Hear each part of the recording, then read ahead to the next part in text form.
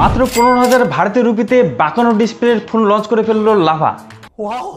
Lava x bless 5G এই ফোনটাতে রাখা হয়েছে 3D কার্ভড অ্যামোলেড ডিসপ্লে এবং সোনির সেন্সরযুক্ত দুর্দান্ত ক্যামেরা। এছাড়াও এই ফোনটাতে বেশ কিছু দুর্দান্ত ফিচার্স রাখা হয়েছে। কিন্তু কম দামে একটি ভালো ফোন লঞ্চ করতে গিয়ে লাভা এই ফোনটাতে দুটো ছোটোখাটো কম্প্রোমাইজ করে ফেলেছে, যেগুলোকে জেনে নিয়ে তবে এই ফোনটাকে আপনাদের কেনার সিদ্ধান্ত নেওয়া উচিত।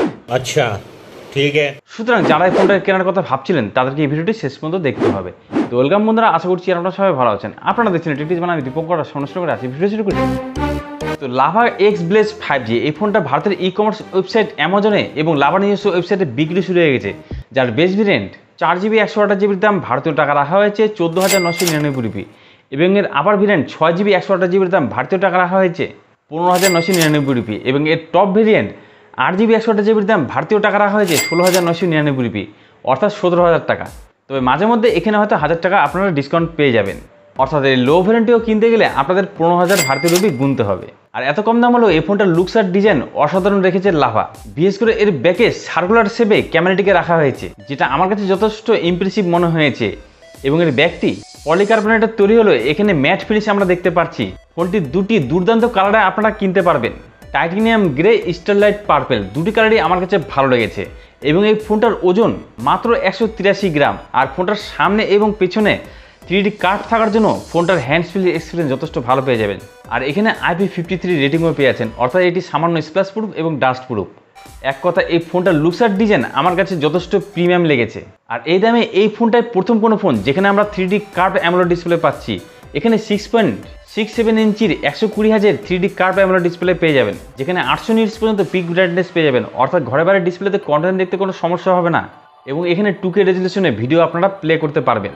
যদি এখন HDR প্লেট সাপোর্ট নেই, তবে ওয়াইড ওয়ান এলনের সাপোর্ট আছে, অর্থাৎ OTT প্ল্যাটফর্মের কন্টেন্টগুলোকে আপনারা অনায়াসে HD কোয়ালিটিতে দেখতে পারবেন। এবং এখানে এত কম দাম হলো ইন ডিসপ্লে ফিঙ্গারপ্রিন্ট আনলক স্ক্যানারটি রাখা হয়েছে, যেটি যথেষ্ট ইমপ্রেসিভ। অর্থাৎ ডিসপ্লেতে লাভা দুর্দান্ত কাজ করেছে, লাভাকে প্রশংসা করতেই হচ্ছে। এমনকি ক্যামেরাতেও খুব ভালো কাজ করেছে লাভা। 64 মেগাপিক্সেলের সোনি সেন্সরযুক্ত একটি মেন ক্যামেরা এখানে রাখা হয়েছে। তবে সোনির কোন সেন্সর সেটা লাভা তরফ থেকে বলা হয়নি। তবে ডে লাইটে এই ক্যামেরার মাধ্যমে ভালো কোয়ালিটির ফটো আপনারা পেয়ে যাবেন, লো লাইটে অ্যাভারেজ কোয়ালিটির ফটো পাবেন।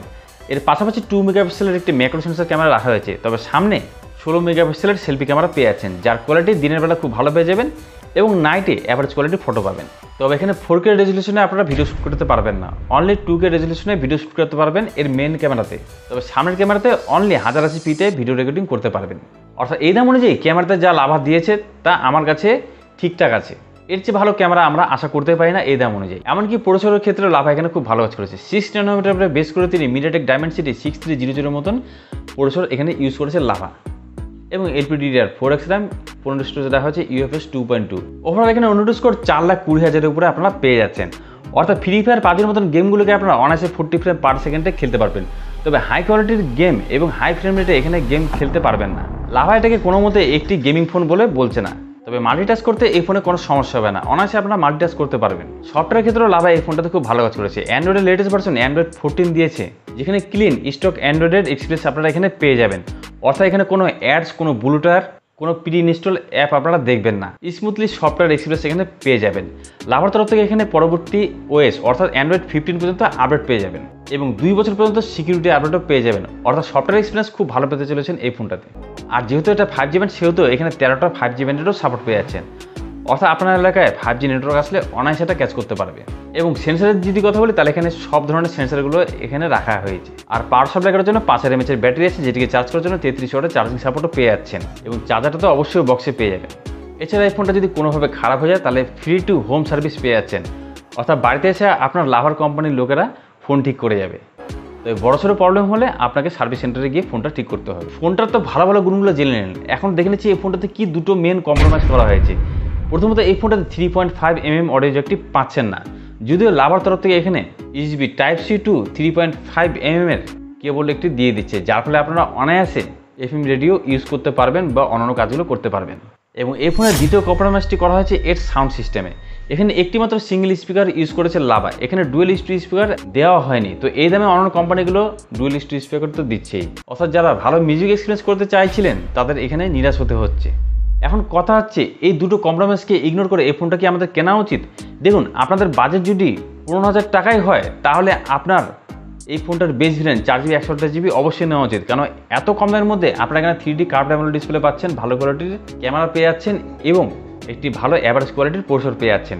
কিন্তু আপনার বাজেট যদি একটু বেশি হয়, অর্থাৎ আপনারা যদি 8GB 128GBর ভেরিয়েন্টটি নেওয়ার ইচ্ছে হয়, যেখানে এই ফোনটার দাম 17,000 হয়ে যাচ্ছে, তখন কিন্তু এর পরিবর্তে লাভা ব্লেজ কার্ভ এই ফোনটা নিতে পারেন, যার দাম 1000 টাকা বেশি হবে, কিন্তু সেখানে আপনি সব ধরনের ফিচার্সগুলো পেয়ে যাচ্ছেন। বা মোটোরোলা মোটো G85 এই ফোনটা কিনতে পারেন, যেখানে এর চেয়ে বেটার কোয়ালিটির স্পেসিফিকেশন প্রোভাইড করা হয়েছে। এখন আপনাদেরকে সিদ্ধান্ত নিতে হবে, আপনারা দুটো কম্প্রোমাইজকে ইগনোর করে একটু বেশি পয়সা খরচা করে আমার দেখানো সেই দুটো ফোনের অপশনের দিকে যাবেন, না আপনারা এই ফোনটাকেই কিনতে চাইছেন। কী মতামত অবশ্যই কমেন্ট করে জানাতে পারেন। আর ভিডিওটি ভালো লাগলে এখন একটা লাইক করতে পারেন এবং চ্যানেলে এই ধরনের ভিডিও নতুন দেখছেন তাহলে টেকটিজ বাংলা চ্যানেলটিকে এখনই সাবস্ক্রাইব করে যেতে পারেন। তো আজকে ভিডিওটি এখানে কি বন্ধুরা, দেখা হবে আপনাদের সাথে নেক্সট ভিডিওতে। আজকে টাটা বাই বাই।